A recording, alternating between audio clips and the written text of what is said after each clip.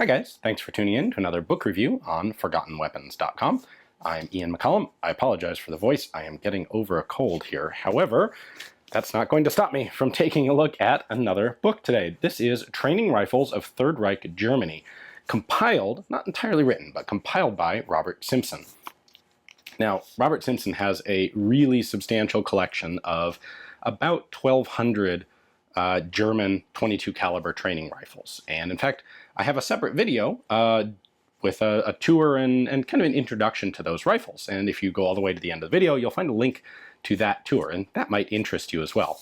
However, in conjunction with a couple of other significant collectors of these sorts of guns, Mr. Simpson has put together a massively huge tome on what all of these guns are. And it's really cool that he did, because this is quite the difficult area to try and get information on prior to this book coming out. So let's go back a little bit. When the Nazi Party took over in Germany, among many other things, one of the things that they did was actually kind of change all of the German shooting sports. Shooting sports had always been a popular pastime in Germany, and what the Nazis decided they wanted to do was standardize all of the different types of competition into a single military-oriented training type of competition, Wehrsport. And in that involved changing, the rules and the style of competition, but it also required, well, you'd have to have a rifle that was appropriate to military-style competition. And specifically what they wanted was a 22 caliber rifle for ease and expense and all the other reasons that you use 22 rimfire. But they wanted that rifle to duplicate all of the characteristics, the handling and the operation of the K98k, because that was the standard issue military rifle for the German army. And so there were, in the early 1930s, late 1920s, there were a bunch of different 22s that were available on the market in Germany, well, probably early 30s. And these were condensed into a single design that was put forth called the DSM, the Deutsche Sportmodell, the German sporting rifle. And that was actually going to be, or was, manufactured by a consortium. So there were something like 18 different companies that manufactured these rifles. So you can imagine 18 different companies, each having their own variations. That is a ton of little different types and changes and markings and all manner of collector fodder on these sorts of rifles. And that's why you need a book like this to actually figure out what all of these things actually are. Now, the DSM was a good rifle, but it wasn't sufficiently identical to the K98k for the Nazi Party's acceptance. So they ended up actually replacing it formally with the KKW, the Kleinkaliber Sportgewehr, Kleinkaliber Wehrsportgewehr, one of the two. At any rate, the small caliber sporting rifle. And the KKW was actually a really close copy of the K98k in weight, in length, in handling, in trigger pull, pretty much everything except caliber. So the KKW was then manufactured by a whole bunch of companies as well. And then there were a couple other versions of rifles that were produced. There was an emphasis on these specific party-approved sporting rifles, but that doesn't mean that nothing else was being manufactured. So there were other rifles around at the same time. Again, that's what a book like this is good for. Now, these were used heavily in the 1930s, popular shooting sports. If you were a member of the Nazi Party, you had to do target shooting and keep a logbook. And so you really had to be part of a club that had either have one of these rifles yourself or have access to one to use for shooting for record. So there were a lot of them in Germany. They were actually pretty expensive rifles too, for what it's worth. At any rate, when the war came to an end, when in particular US forces were occupying Germany, combat troops never really saw 22 caliber sporting rifles because they really didn't see any combat use. Even at the very end of the war, it's very small amounts. And combat troops taking souvenirs would typically take small, compact, portable things. Pistols, for example. You don't see a whole lot of active, frontline combat troops taking rifles as souvenirs because they don't have really the ability to lug around an extra rifle or two as a souvenir while they're actually in combat.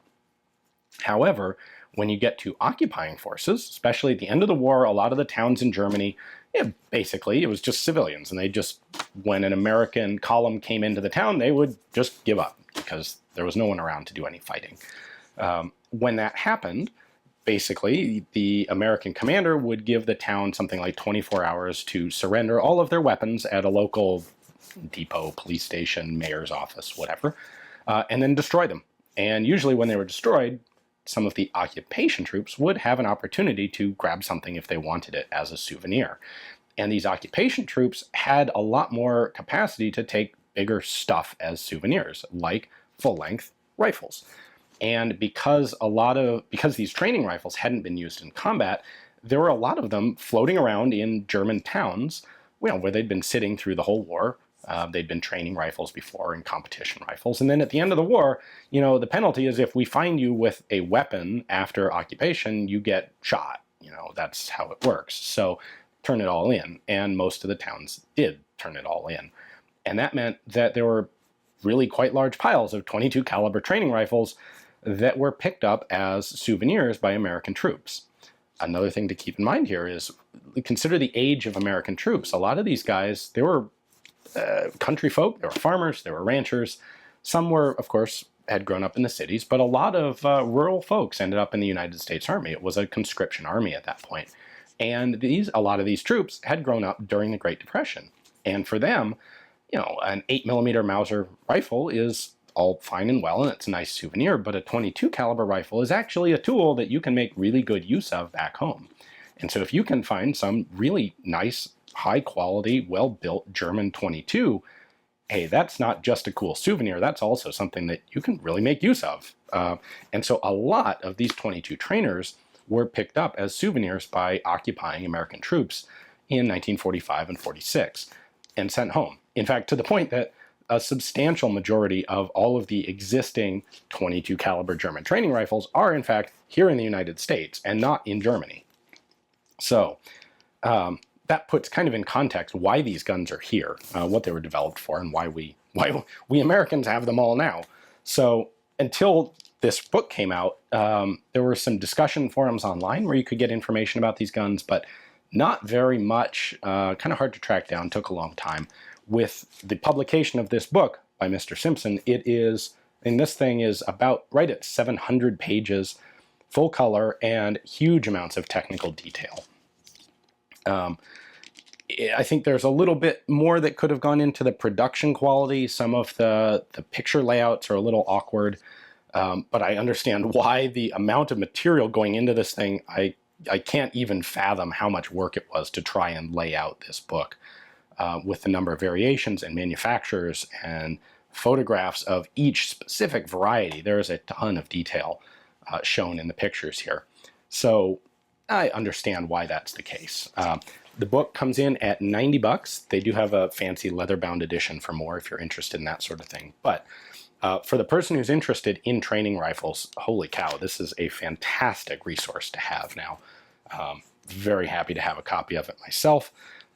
When these rifles come up, often there's just not any good way to identify what they are or who made them or when they came from or the other relevance, where they came in the development of these different rifles. So this is the resource that will allow you to get that information. It's not just the military .22s. There's also sections in the back here on police rifles, 4mm guns, which is basically a projectile over a percussion cap, sort of roughly. Air guns. There's a short section on foreign trainers, which just gives you a very brief overview of what other countries were doing in this realm. Yeah, tons of information. So I don't know what else I have to add to that. Just the sheer volume of detail in this is kind of overwhelming. So if you're interested in it, I have a link in the description text below. It is being sold by Simpson Limited, as you might have made the association. Bob Simpson runs Simpson Limited, so he published his own book, and it's available there. Links in the description text if you'd like it. Make sure to tune in again next week for another book review on Forgotten Weapons. Thanks for watching.